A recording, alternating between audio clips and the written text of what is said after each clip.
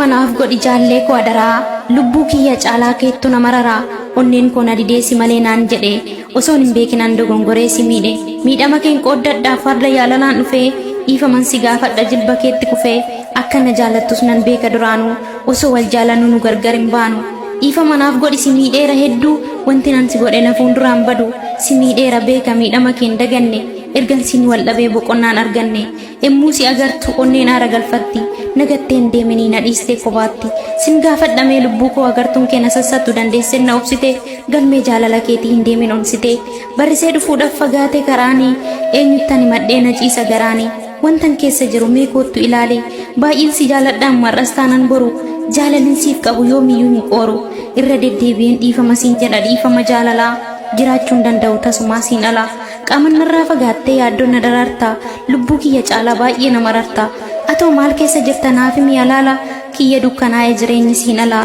dhiifama naaf godhi hin jabaatin garaa ishee addunyaa sobduu boru keessaa deemna hangam kan jiraannuuf lubbuu koo wal'amna sin mararfadha yoomuu lubbuu kootti aansee osoon si jaaladhuun ofitti si aarsee atanaaf qaalidha jiruu koof akeekaa abdii sirraan kutu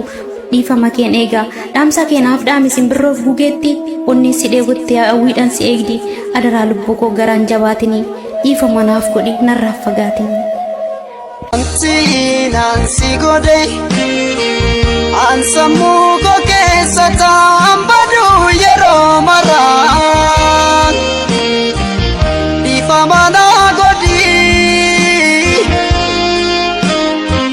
Wanti naan si godhe an sammuu koo keessa taa'an badu yeroo maraa dhiifama naa godhi. Dhiifama naa godhi badii gammaraa dhiifama nattiin jabaatini lubbuu tiyya